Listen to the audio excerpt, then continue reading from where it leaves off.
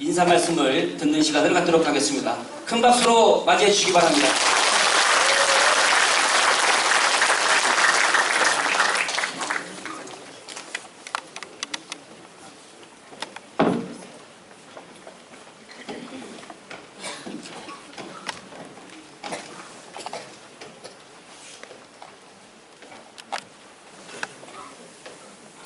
고맙습니다.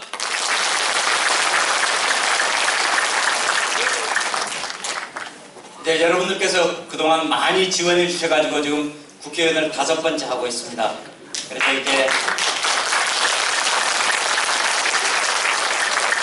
이제 곧 6번째 문턱을 지금 두드리고 있습니다. 그래서 이번에도 여러분들께서 많은 사랑 보내주시지 않을까 이렇게 생각하고 있습니다. 그리고 오늘 이 자리는 여러분께서 뽑아주셨는데 도대체 내가 뽑은 사람은 무슨 활동을 어떻게 했나 라고 여러분께 말씀드리는 게 제 의무입니다.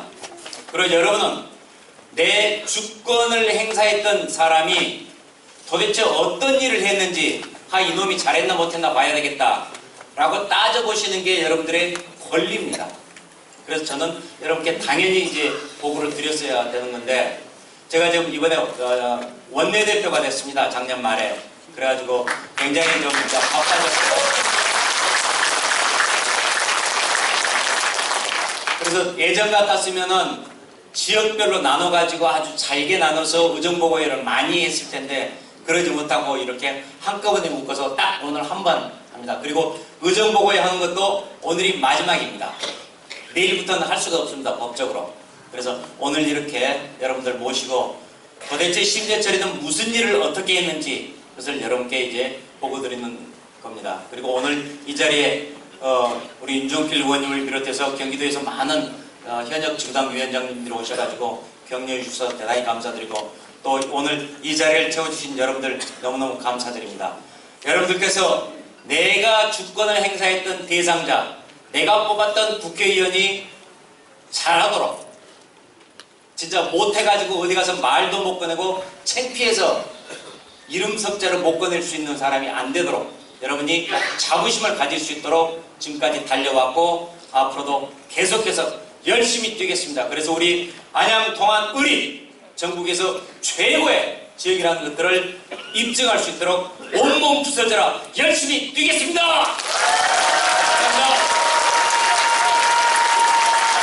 감사합니다. 안양이 새롭게 도약하고 있습니다. 자유한국당 원내대표, 20대 국회 국정감사 우수의원, 시민단체 선정 추진력 상위 20명의 선정, 안양 시민이 키운 대한민국의 큰 일꾼, 국회의원 신재철 2020년 의정 보고. 자유한국당 새 원내대표의 자유한국당의 새 원내대표로 오선의 신재철 원내대표 경선에서 자유한국당 원내대표로 오선의 신재철 의원이 선출됐습니다. 신재철 의원의 원내대표 당선에 모든 언론이 집중됐습니다. 다시 함께 잘 실천해 나가도록 하겠습니다. 신재철을 선택한 것도 변화는 시작되었습니다. 정부의 경제정책 실패를 지적하고 지난달 소비자 물가 상승률 경제 상황이 좋지 못합니다. 3분기 경제 성장률이 예상했던 수준보다 낮지 않습니다. 국가 위기에 경주를 울렸습니다. 기업들이 지금 해외 투자가 급증하는 거 알고 계시죠? 기업들이 국내에서 돈을 벌 수 있는데 왜 밖으로 나갑니까? 국가 안보를 위협하는 정부의 잘못된 대북 정책의 실상을 밝혀냈습니다. 적대행위입니까 아닙니까? 적대행위라고 하는 것은 여러 가지 미사일 쏘기 적대행위입니까 아닙니까? 국정농단 측근 비리를 밝혀냈습니다. 이상훈 과장은 친여권 인사로 분류가 되는데 박근혜 전 대통령 탄핵 정부에서 조기 대선이 확실시된 시점이었다면서 2012년에 이어 대선 직전마다 거액 대출을 받은 셈이라고 작년 안에 참으로 힘들었습니다. 일자리를 구하기가 힘들고 가정을 꾸려나가기도 어렵게 됐습니다. 저희는 여러분들의 사랑, 국민의 성원을 믿고 꿋꿋하게 앞으로 전진해 나가겠습니다. 깨끗한 정치의 모범 1등 국정파수꾼 신재철, 여러분께서 필요로 하시는 것 바로 그 시간 그 장소에 함께 있는 것, 저 신재철의 꿈입니다. 앞으로도 열심히 함께 하겠습니다.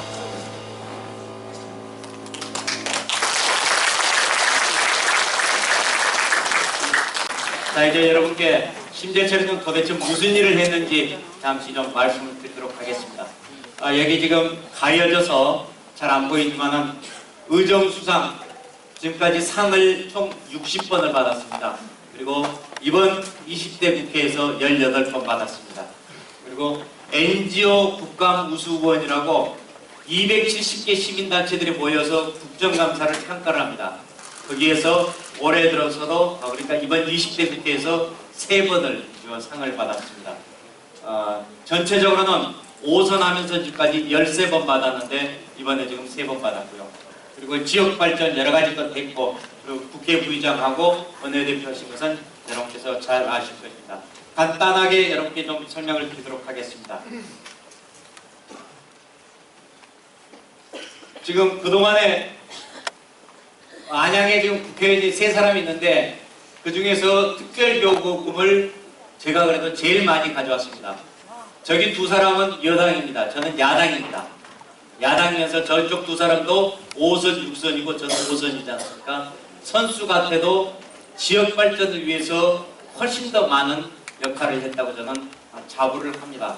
그리고 아까도 말씀드렸듯이 NGO 모니터단에서 국정감사 우수위원상을 4년 중에 3번을 제가 받았던 것입니다. 이 NGO 모니터단 활동이 그래도 시민단체 중에서는 최고로 쳐줍니다. 그리고 국정감사를 저희들끼리 국회의원들끼리 1년 농사라고 하거든요. 그 1년 농사를 제대로 지었는지를 감시하는 게 270개 시민단체가 모여가지고 현미경으로 들여다보면서 감시를 합니다. 거기에서 4년 동안에 지금 3번 상 받았습니다. 그리고 전체적으로 16대는 97%, 96%, 98%, 91%, 뭐냐면 국회 본회의에 얼마만큼 참석했느냐 이런 얘기입니다. 그래서 당에서 저거는 안 하겠다라고 거부해버릴 때가 있거든요. 그래서 그 거부를 빼고는 전체 다 참석을 했습니다. 그래서 당에서 당론으로 거부를 한 건 계산을 하니까 91%, 96% 뭐 이렇게 됐다는 얘기고, 그걸 빼면은 100% 국회 본회의는 성실하게 일했습니다. 본회의 출석률이 그래서 91.5% 쭉 얘기하지만은 당론 출석 거부하면 100%라는 얘기고, 이번에 20대 국회 들어서는 77건을 법을 고쳐야 한다라고 해서 제가 이제 제출을 했던 것입니다.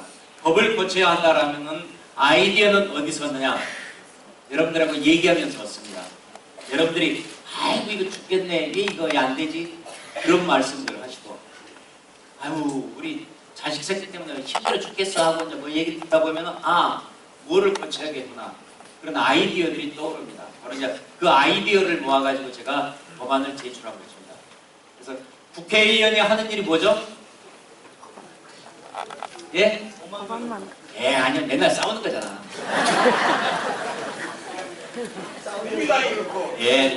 싸우기도 하지만은, 그래서 국회의원이 하는 게 법, 그 다음에 예산, 그리고 3번째로 정책, 이 3가지를 하는데 핵심은 법과 예산입니다.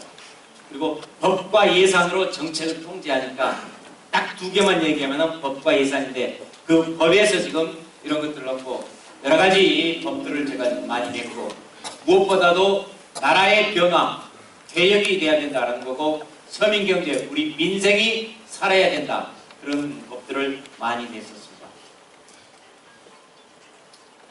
그래서 이제 270개 시민단체들이 뭐라고 했냐면은, 국정감사 20년 동안 쭉 살펴보고 그 중에서 베스트 10을 잡았는데 그 베스트 10에 저 신재철이도 끼었던 것입니다. 그만큼 열심히 했습니다. 여러분 자랑스러우시죠?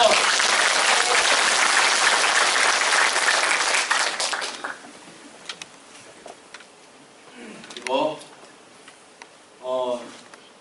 또 시민단체에서 자유한국당이 야당이 되고 나서 얼마만큼 잘 싸웠는지 못 싸웠는지를 그걸 따졌습니다.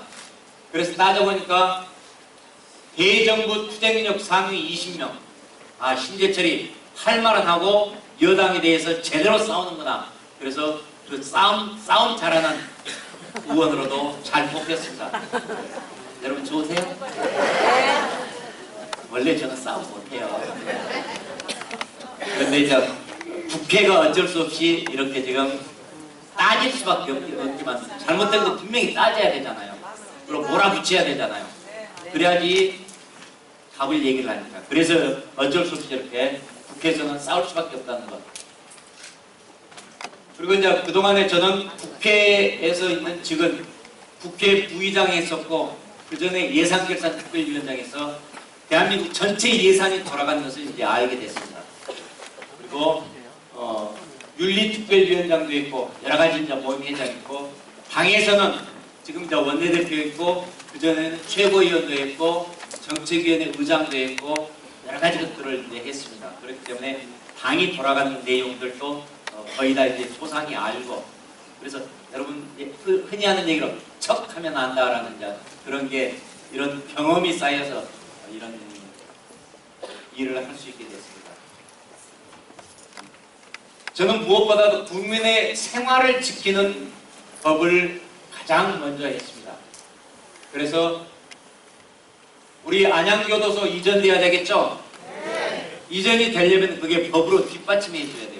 그래서 국유재산 재배치 관리법이라는 것을 법을 내가 냈습니다. 그래가지고 그 법이 지금 이미 법은 준비가 돼 있어요. 그래서 이걸 정부에서 마음만 먹으면 할 수가 있는데 계속 지금 쭈뼛거리고 정부에서 득장을 부리고 있는 상황입니다.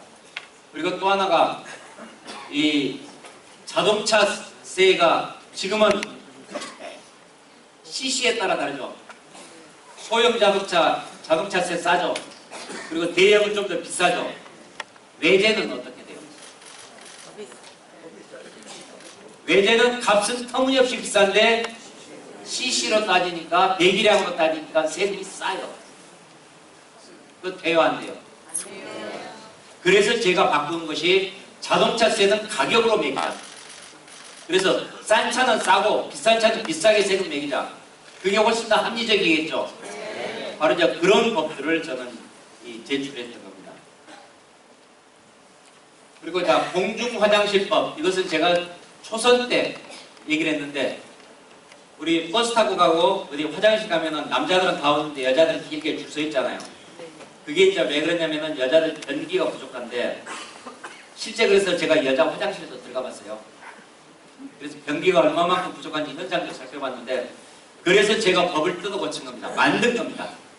법을 만들었는데 남자는 소변기, 대변기 다 쓰고 여자는 대변기만 쓰잖아요. 그러니까 소변기, 대변기 합친 숫자만큼은 최소한 돼야 된다.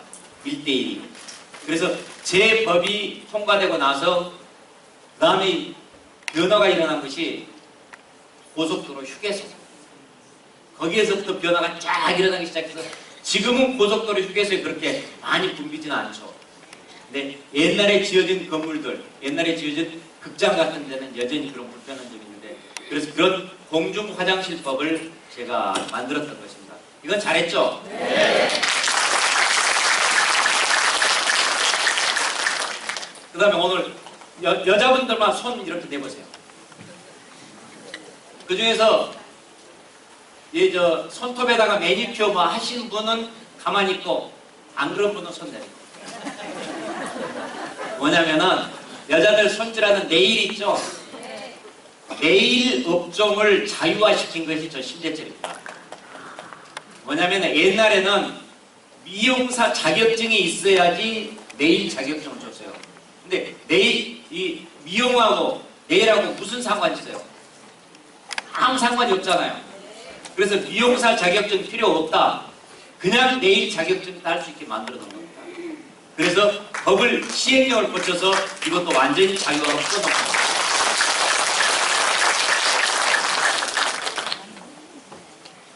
그리고 이제 이 국세청 동원해가지고 세무조사잖아요. 그래서 세무조사를 왕창 때려잡는 이거 제대로 해서는 안 된다. 국세청 법을 바꿔가지고 세무조사를 무리하게 해서는 안 된다는 것을 제가 지금 그래서 그 법도 지금 내놨고 그 다음에 정부 고액 관리 중에 금융감독원장이라고 있습니다. 은행들을 전부 통제하는 무시무시한 기관입니다. 근데 이 금융감독원장이 인사청문회가 없어요. 장관들보다 더 파워가 세고 막강한 조직인데, 그래서 이런 것도 인사청문회를 해야 한다라는 그런 법안들을 제가 냈었습니다. 그리고 불이 났는데 불을 꺼야 되는데 오른쪽으로 들어가야 될지 왼쪽으로 들어가야 할지 알 수가 없어요. 그래서 고층 건물에는 반드시 도면을 소방서에 제출하라. 그래야지 비상시 그 도면을 보고 어디로 해서 사람들을 구출할지가 알 수 있게 되는 바로 그런 이 건축법 같은 것도 제가 지금 제출을 해놓고 있습니다. 근데 그리고 이제 그런 법들이 가장 중요한 것이고, 그 다음에가 아까 제가 예산이라고 했잖아요. 정책을 제대로 해야 되는데 우리나라 국가부채가 굉장히 심각합니다, 지금. 그래서 우리는 이미 나이가 들었기 때문에 별로 걱정을 안 해도 우리 자식들이 그것을 두고두고 갚아야 돼요. 근데 우리 우리 재정이 적자 재정이 아니고 여유가 충분히 있어야 되는데 지금 계속해서 문재인 정권에서는 적자를 내고 있어요. 올해 512조 예산이 통과됐거든요, 작년 말에. 그 중에서 60조 원은 적자예요. 60조 원은 아예 외상, 국채를 찍어서 외상으로 만든 예산입니다. 그럼 그 60조 누가 갚느냐? 우리는 안 갚아요. 그걸 앞으로 10년, 20년 동안 계속해서 갚아야 되거든요. 바로 우리 자식들이 갚아야 돼요. 우리 동생들이 갚아야 돼요. 그래서 국가 부채라는 것이 그렇게 무섭고 신경을 써야 됩니다. 그런데 지금 문재인 정권은 전혀 그러지는 않습니다. 우선 있는 거 우선 갖다 쓰자. 그리고 빚내서도 쓰자. 펑펑 쓰고 있습니다. 그러니까 계속해서 사람들 돈 나눠주고, 여기 어르신들 중에서도 옛날에 취로사 그랬죠. 일자리 만드는 거. 공공일자리라고 해가지고 하는데 그거는 진짜 일자리가 아니죠. 정부 세금이 끝나면 그냥 그대로 날아가는 일자리예요. 일자리는 누가 만들어요? 기업이 만듭니다. 그래서 기업이 활동할 수 있게 만들어줘야 되는데 지금은 기업은 무조건 벗겨먹어야 될 대상. 그래서 재벌을 때려잡아야 될 대상으로 갖고 있고 어마어마하게 지금 힘들게 하고 있습니다. 그러니까 아까 제 영상에서도 나왔잖아요. 기업들이 국내에서 일을 안 하고 전부 다 도망가 버려요. 대표적으로 자동차 산업 있잖아요. 우리 광명에 자동차, 기아 자동차 있는데 자동차가 부품이 수만 가지가 들어가니까 자동차 산업이 발달하면은 거기에 따른 국내 부품 산업도 계속해서 발달하게 돼 있어요. 그런데 1970년대 이후로 국내에서는 국내 공장을 단 한 개도 안 지어요. 전부 해외로 가버려요. 왜? 왜 그러겠어요? 이것 때문에. 이것 때문에 그러니까 국내에서는 장사를 해먹을 수가 없고 전부 다 해외로 나가버리는 거예요. 해외로 나가면 나간 만큼 우리는 일자리 못 만드니까 그만큼 손해예요. 그래서 대한민국의 지금 노동정책이 굉장히 중요합니다. 그래서 우리나라 지금 경제를 살려야 되는 두 가지 핵심이, 하나는 규제개혁, 두 번째가 노동정책. 이 두 가지를 해야만이 우리 경제가 돌아가게 돼 있는데 이 문재인 정권에서는 그걸 안 하고 있습니다. 그래서 경제가 엉망인 거고, 작년에 몇 %였죠? 2%가 안 됐어요. 1.4%밖에 안 됐어요. 올해도 경제 전망은 굉장히 어렵습니다. 그래서 도대체 이걸 어떻게 살아야 될 것이냐, 이게 문제인데, 소득주도 성장이라고 들어보셨죠? 소득이 성장을 낸다. 그러니까 돈을 주면은 이게 성장이 된다, 이런 얘기예요. 이게 맞아요? 성장을 해야만 그 결과로 소득이 나오죠. 성장을 해야 월급이 생기고 그 다음에 소득이 생겨서, 그래서 경제가 발전하는 건데, 소득 주도 성장이라는 것은 완전히 뒤집혀진, 전 세계에 이런 이론이 없습니다. 이런 이론을 실험하는 나라가 없습니다. 없는 정책을 가지고 실험을 하니까 대한민국이 이렇게 지금 망가지고 있고 경제가 엉망이 되고 있습니다. 그래서 가장 기본적인 경제 철학부터 뒤집어놔야 됩니다. 근데 이걸 안 하고 있어요. 문재인이. 그래서 저는 감히 얘기하건데 문재인 정권 하에서 경제가 되살아나는 것은 불가능하다. 라고 저는 이렇게 얘기를 합니다. 그래서 이제 아무튼 이 국가 부채, 적자 재정을 경고를 심각하게 진행했다는 것입니다. 그리고 이제 민생을 지키기 위해서 여러 가지 것들을 했는데 학자금 대출 금리를 인하시켰습니다. 우리 지금 이자율이 계속 내려가고 있거든요. 그래서 학자금이 우리 대학생들이 대출받는 학자금이 있습니다. 그 이자율을 2%까지 지금 끌어내렸습니다. 예전에는 한 5% 정도 됐습니다. 끌어내리고 그 다음에 이 개혁 법안들 제가 많이 했었는데 몇 가지만 말씀드릴게요. 국회에서는 지금 나는 법안에 찬성했다 반대했다 하면 전자투표를 합니다. 그러면은 홍길동이는 찬성 반대 기권이 딱 나오게 됩니다. 그 표결 실명제를 주장했던 사람이 저 심재철입니다. 그래서 국민들한테 자기가 찬성했는지 반대했는지 분명하게 밝혀야 된다. 그리고 그것이 국회의원의 의무다라고 해서 그것을 했던 것입니다. 그리고 국회의장 당적, 지금 국회의장 문희상이죠. 이분 당적이 어디죠? 민주당 편을 드는 짓거리는 하는데 민주당원은 아니에요. 그게 제가 초선 되자마자 법 바꾸자라고 해가지고 국회의장 되는 것은 당적 다 없애라. 그리고 중립적으로 국회를 운영해라. 라고 해서 법까지 만들어줬는데 작년 연말 문희상 국회의장은 완전히 한쪽으로 비틀어져가지고 그쪽 편만 들었습니다. 국회가 엉망이 됐었죠. 잘못됐었죠. 그래서 작년 연말에 예산안, 선거법, 공수처법 3개 통과하느라고 난리를 쳤잖아요. 그 법석이 난리 법석이 난 것이 이게 왜 그러냐면 잠깐만 설명드릴게요. 문재인 정권이 지금 추구하는 게 가장 해야 될 문재인 정권이 바라는 게 뭘까요? 헌법 개정. 아니에요. 장기 집권. 이번 총선에서 죽으나 사나 이겨야 된다는 거. 그래서 20년, 50년 집권을 하겠다는 거. 그게 자기들이 최고의 목표예요. 그런데 그러려면 자기들이 숫자가 돼야 되거든요. 지금 의석이 129명이어서 150명하고 한참 멀어요. 그래서 나머지를 끌어들이는 미끼로 준 게 바로 선거법입니다. 심손정박이라고 얘기 들어보셨을 거예요. 민주당이 손잡은 사람이 심손정박입니다. 심이 누구죠? 손 누구죠? 정 누구죠? 박 누구죠?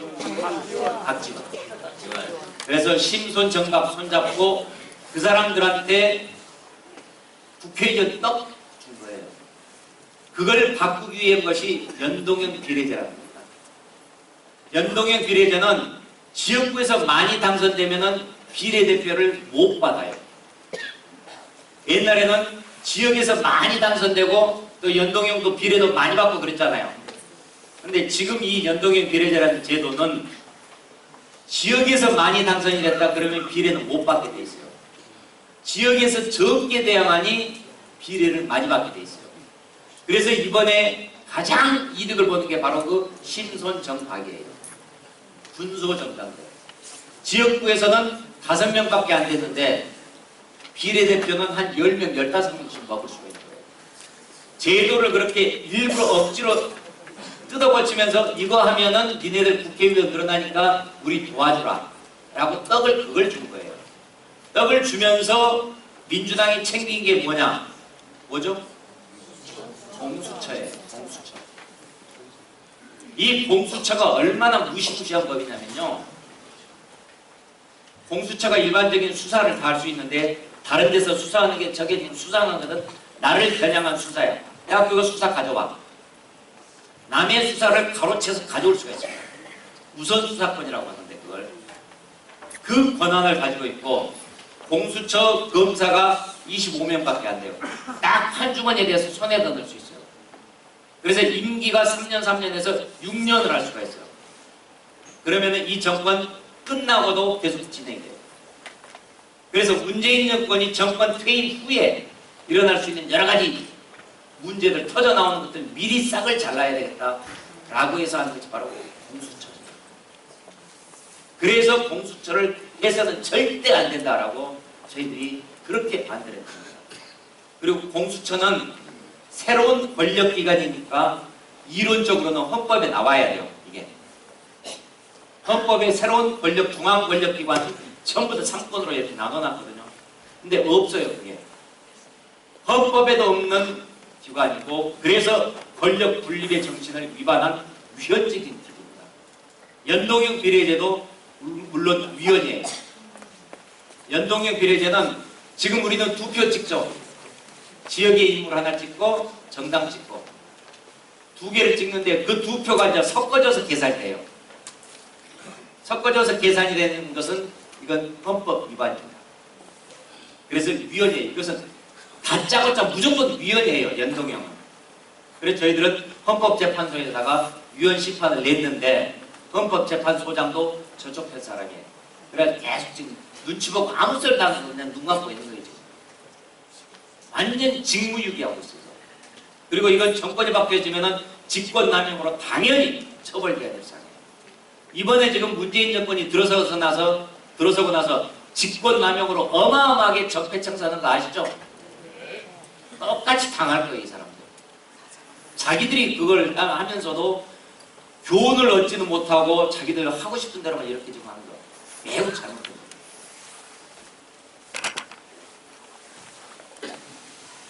그리고 이제 국회 부의장 하면서 여러 나라 세계 정상 외빈들 많이 만났다는 기사이고요. 그리고 이거는 이제 우리 안양입니다. 안양 사진인데 호계 사거리가 여기고 아니야 구사거리가 지금 여기입니다. 신사거리 여기가 구사거리. 그래가지고 이제 쭉 올라가면은 범계역에서 영등포 쭉 내려가면은 호계 삼동의 삼거리에서 수원, 그리고 여기서 쭉 가면은 인덕원 나옵니다. 이게 안양 지도고, 그래서 이 안양 지도를 통해서 이거 했다라고 아주 상세하게 설명을 해놓은 그 자료가 최근에 여러분들 대개 이제 의정보고서 같습니다. 그래서 한번 살펴보시고 뭐를 했지? 한번 좀 잘 살펴보시기 바랍니다. 자, 호계 사거리역 생깁니다. 인덕원역 생기고, 그 다음에 농수산물 시장역 생기고, 호계 사거리역. 호계 사거리역은 원래 없었던 것을 제가 이제 새로 만들도록 했습니다. 그래서 이 전철 작업은 26년에 완공됩니다. 앞으로 6년 남았습니다. 조금만 기다려 주십시오. 잘했죠? 그 다음에 인덕원역에다가 GTX-C 노선을 지금 끌어올 생각입니다. GTX가 지금 과천에 멈추고 금정으로 그냥 직행을 해버리도록 돼 있거든요. 근데 그러지 말고 과천에 한번 섰다가 그 다음 차는 인덕원 섰다가 이렇게 엇갈려 가면서 이렇게 해서 우리 인덕원이 이제 교통 요충이거든요. 지금 4호선 다니고 있죠. 거기다가 인덕원에서 동탄까지 하나 생기죠. 그리고 월곶 판교 지나가죠. 3개가 지나가고, 그러니까 교통 요지니까 여기에다가 GTX가 들어와야 된다. 과천에 들어가면 과천이 교통 요지는 아니에요. 지금 옛날에 왜 과천이 들어갔냐면은 과천 청사에 있을 때, 이사 안 갔을 때, 그때 이제 설계를 했던 것이 그때 저렇게 잡혀가지고 지금까지 학교 강당, 그 다음에 급식실 지은 게 24개인가 그렇게 됩니다. 여러 가지 있는데, 안양 남초등학교 지금 모습이고, 귀인초등학교에도 지금 항상 들어설 거고요. 그다음에 동안초등학교에도 마찬가지로 다 예산을 받고 있습니다. 평촌초등학교에도 뭐 이렇게 예산을 하고, 자기 주변에 있는, 자기 동네에, 여러분들 사시는 동네에 있는 초등학교, 중학교, 고등학교 강당 없는 데가 이제 거의 없을 겁니다. 거의 다 제 심재 처리가 지금 해놨습니다. 토원초등학교에도 지금 강당이 이번에 생기고, 그리고 덕현초등학교, 대경고등학교, 안양에서 제가 제일 먼저 했던 게 동안고등학교, 강남부터 시작해서 여러분들 주변에 있는 초등학교, 중학교, 고등학교 전부 다 지금 강당 이제는 다 들어섰습니다. 그리고 자유센터에 있는데 이거 자유센터도 한층 올려가지고 아이들 독서실로 만들 겁니다. 그러면은 학원 대기하다가 자유센터 독서실 가서 공부하고 아이들한테 굉장히 좋게 될 겁니다. 그리고 대한중학교에도 대한여중에도 별관을 하고 대한중학교에도 강당 지입니다. 그리고 이제 나눔초등학교 평촌동에 있는데 교실 LED로 전부 다 바꿨습니다. 그리고 호계 노인복지관 아시죠? 호계 노인복지관에 제가 이번에 가져온 게 31억이고 지난번에 한 20억 정도 가져왔습니다. 그래서 호계 노인복지관에 식당동, 식당 있는 건물 바로 저 때문에 지어진 겁니다. 그리고 식당 위에 이제 또 다시 또 높여서 식당이 좁아서 증축을 하는데 그 증축 비용도 제가 가져온 겁니다. 일 잘했죠? 그 다음에 호계 이동 새로 이제 재개발 지금 함께 진행되고 있는데 그러면서 주민센터 신축하기 위해서 20억 지금 예산 확보해서 가져와서 준비하고 있습니다. 호계 체육관 주차장 졌거든요. 그 뒤에 산 쪽에 주차장 깎아서 산 깎아가지고 주차장 만들도록 이 작업도 지금 현재 진행되고 있습니다. 그 다음에 여기 외곽순환도로 밑에 깜깜한 거 거기 조명 개선한 것도 5억 끌어다가 지금 그 다음에 만안경찰서의 안양지구대도 제 지역은 아니지만은 그래도 필요한 거니까 민생을 위해서 좀 해야 되겠다라고 해서 이렇게 했습니다. 그리고 박달 하수처리장 있거든요. 그 하수처리장 냄새 안 나게 전부 다 공원식으로 완전히 바꿨는데 여기에 투입된 돈이 83억 원입니다. 제가 예산결산 특별위원장 할 때 이것도 좀 했고 그래서 큰 일들 좀 했습니다. 그리고 여러분 버스 정류장에 보면은 지금 미세먼지가 어떻다라고 이런 전광판이 있는데 보셨어요? 그 제가 한 겁니다. 돈 가져가고.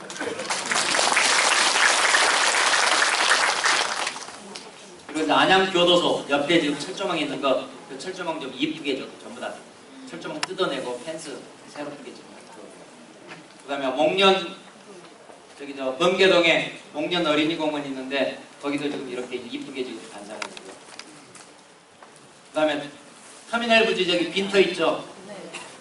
지금은 이제 LH가 있다가 지금은 기업 회사로 지금 넘어갔죠. 회사로 넘어가가지고 거기에서 상업용지로 거기다가 건물을 짓겠다고 지금 안양시에다가 용도 변경을 신청해 놓은 상태입니다.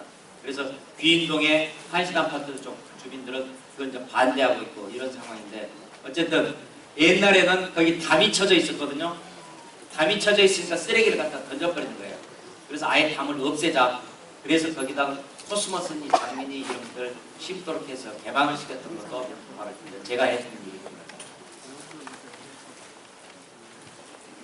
강아지 키우시는 분, 고양이 키우시는 분, 산막에 이제 애견공원이 생겼는데 제가 법을 하나 만든 게 있는데 동물보호법을 뭐냐면은 강아지가 죽으면은 키우다가 죽으면 일반 쓰레기 나서 시커먼 봉투에 넣어가지고 그냥 일반 쓰레기로 처리해야 돼요.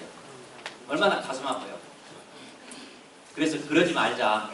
그래서 이쁘게 잘 키울 사람들이니까 화장도 시켜주거든요.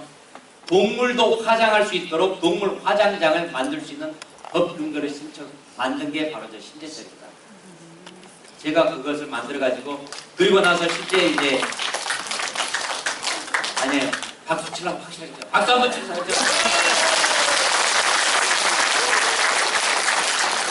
그래서 동물도 강아지나 키우는 사람들은 그렇게 이쁘게 키우다가 어떻게 쓰레기로 버려요. 안 되잖아요. 그래서 화장시킬 수 있도록 그 법적 근거를 만들어주는 게 제가 했던 일입니다. 그래서 이런 여러 가지 것들, 활동들을 했다는 것들 쭉 사진으로 보여드리는데요. 사진 여러 가지 것들 하고 다문화가족 아이들 국회에서 이렇게 초청도 하고 긴장도 좀 낫고, 그다음에 학생들 이렇게 국회 방문도 하고, 학생들하고 인터뷰 지금 많이도 하고요. 여러 가지 것들을 주민들하고 같이 하면서 많이 했습니다. 우리 호원지구에 평촌 어바인 퍼스트 이제 들어오잖아요. 그 입주자들하고 이렇게 미리 만나서 얘기를 하고, 학교 학부모들하고도 많이 얘기하고, 그래서 여러 가지 것들 얘기를 드리면서 하고 있습니다. 이런 활동들을 활발히 하고 있고,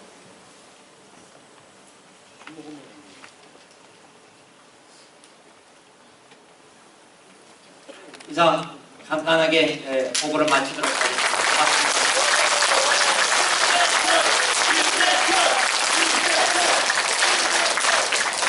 잘 해야지 그 다음에 또 뽑아주실 거 아니에요.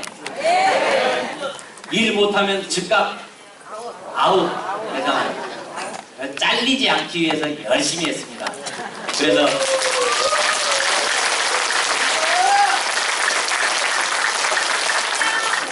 제가 열심히 해야지 저를 뽑아준 여러분들이 어디 가서든지 자부심 가지고 얘기할 수 있잖아요. 그래도 내가 뽑았는데 내가 사람 하나는 볼 줄 안다 라고 이렇게 되지, 국회의원이 창피하고 국회의원이 쪼그라들면은 유권자들이 창피해져요. 어디 가서 말을 못 하잖아요. 근데 어디 가서든지 야 그래도 내가 뽑은 사람이 원내대표 되고 그래서 나는 사람 볼 줄 알아, 이렇게 큰 소리 칠 수 있는 게 바로 여러분들입니다. 바로 그런 점에서 많이 자부심 느끼셔도 될 듯 합니다. 얘기 많이 했으니까 이제 마무리 그만하겠습니다. 자, 여러분들 사랑합니다. 고맙습니다.